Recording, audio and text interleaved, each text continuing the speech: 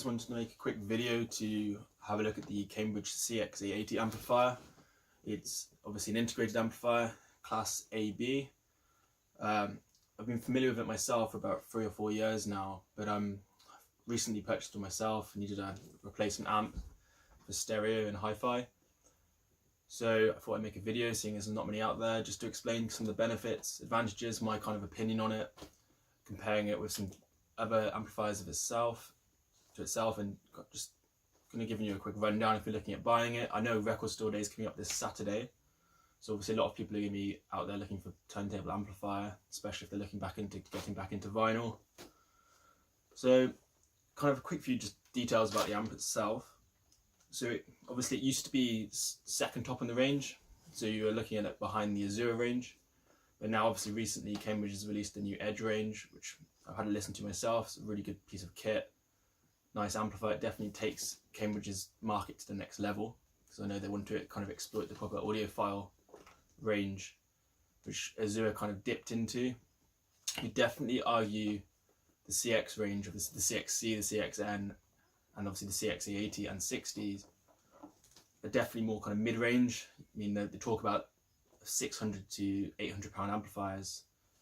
I think the CXA60 is usually 599 and the 80s usually 799. Obviously there's promotions every now and then. But yeah, it's kind of a more mid-range amplifier. You know, you're not looking for audiophiles with, you know, £10,000 setup. You're talking about maybe £3,000 setup. You know, it's a decent budget, which is probably more than the average person might want to spend, but definitely, in my opinion, worth the money.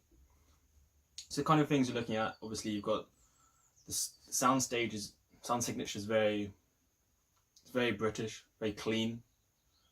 There's a bit of warmth through the bass. It's kind of a contrast really between the Asian, very precise detail, almost sometimes quite sharp sound signature, to the American, where they quite like the bass and the warmth to their sound.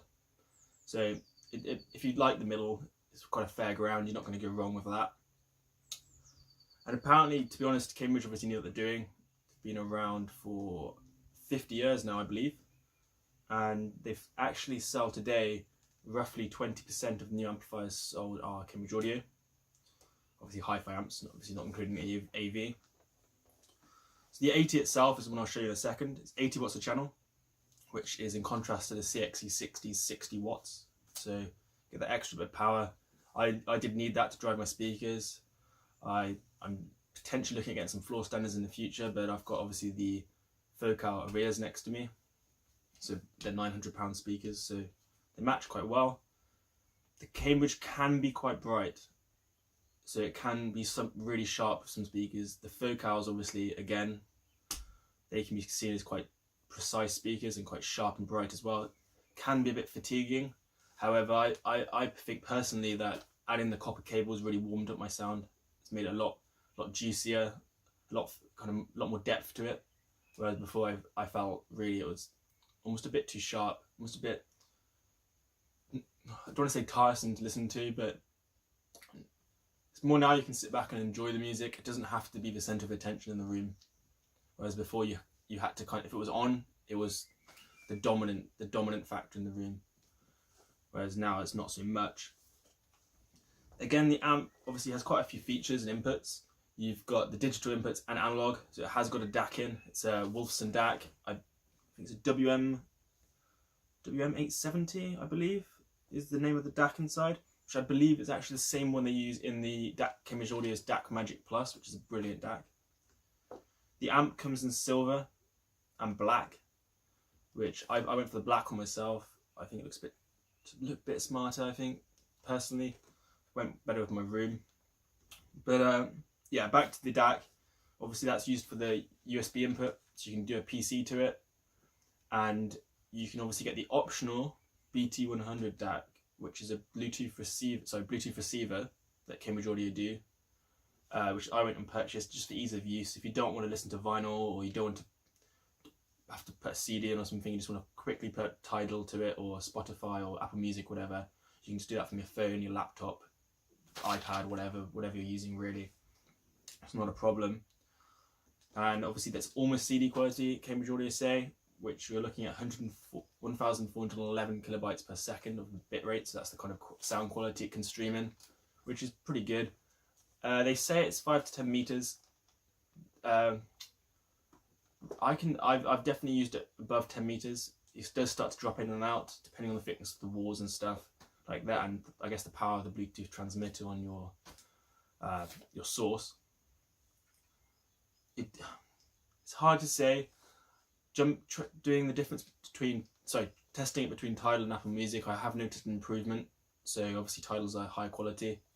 So I definitely think it can probably go up to near CD quality. So that's really easy to use. It's a shame you have to purchase that separately. It's a bit of a pain. You'd like it to be built in. Jumping around, we've got the so you've got the 2 optical inputs, which also connect to the DAC, which I use one for my TV just to get that stereo effect. Better speakers obviously running through the TV, which is great. You don't have to use a TV speaker because it does give that 2-channel stereo effect, but it sounds much better than TV speakers and it's much clearer. You've got 2 of those, and then you've got the 4 analog inputs. So one of which is an XLR, which is obviously a balanced signal, so it's great. Not too much stuff is XLR. It's a bit of a strange one they've decided to go with that nowadays, because obviously only high kind of audiophile level stuff is XLR now. It's got top end CD players, top end like streaming services. I believe the CXA80 takes an XLR output, so that might be why they decided to do that. I believe so. Don't quote me on that one. What else have you got? You've got 4 analogs, so one of which is XLR. You've got a sub output as well, which is great if you want to add a sub to it. It does take a bit of a weight off the speakers, allows the speakers to open up at more middle and high ends, where the bass can control, so the sub can control that bass. But I haven't had a problem with that. I haven't chosen to add one myself yet. I probably won't. I don't know if I need it, to be honest. I do like the kind of 2-channel pure stereo kind of hi-fi effect. I don't really want to use a sub myself. One thing I would comment on is no phono stage, which is a bit of a shame. I don't know why they decided they didn't put a phono stage in there, which obviously would allow you to put a turntable straight into it. I guess the amps really is stuck between mid and high end.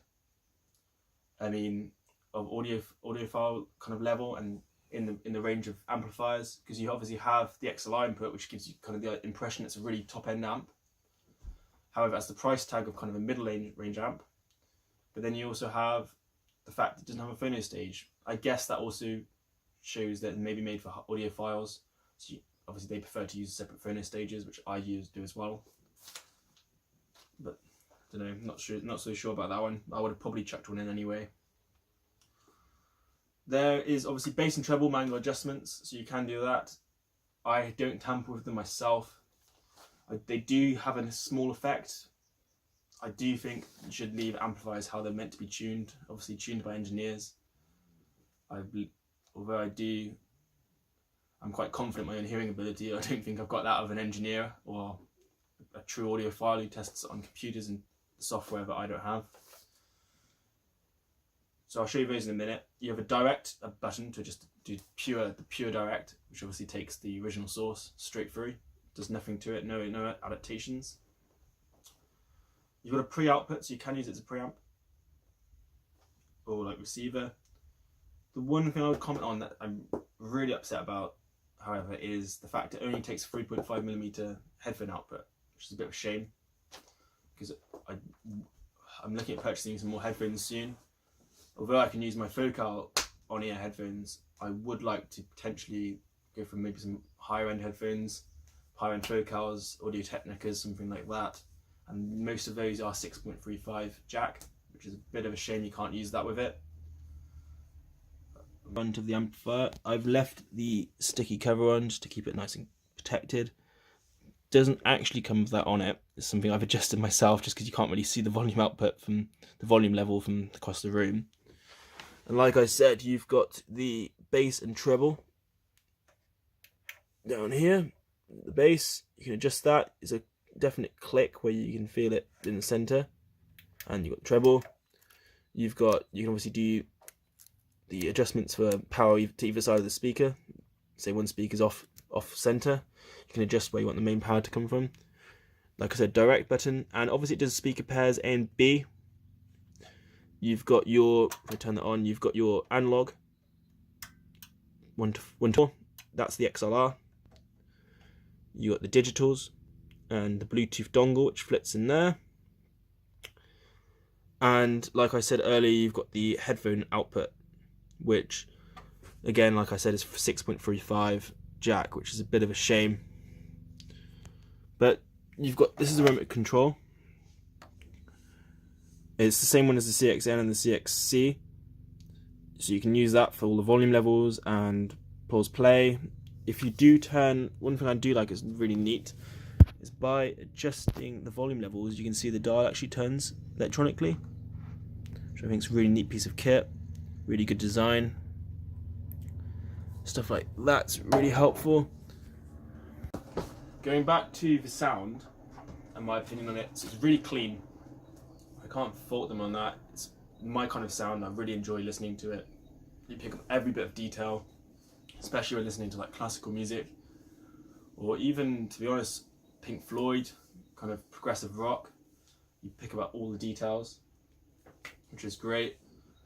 Can be a bit sharp, is what I've had some people coming back to me on. I'm not I do see what they mean. It's a bit sharper than the Arcam SA80. Definitely more on the kind of the brighter side, but obviously the listening preferences are all personal. There's no right or wrong with that. I really like it myself. Can't fault them with that. It's also cheaper than the Arcam SA20, which is, I think, running at $999. The Arcam's a brilliant amplifier as well, but to be honest, the £200 difference is, it's debatable whether that's there or not. And to be honest, I really like the finish of it. It's really clean, really stylish and cleanly cut. It looks quite modern. Some of the other amplifiers can look a bit old-fashioned, or they can even look a bit kind of retro-styled. I think the Cambridge just generally works really well. Looks really clean, really well styled. I think they've done a really good job with that. I wouldn't have changed that. Yeah, you obviously got the detail and stuff like that. The price, really real benefits. Having the optical input was a brilliant idea as well. Obviously it opens up the market of running it from the TV speakers, which I use myself again, another benefit. The things that I find hard, again, like I said, was 3.5mm headphone jack. I don't know why they haven't put a 6.35 on.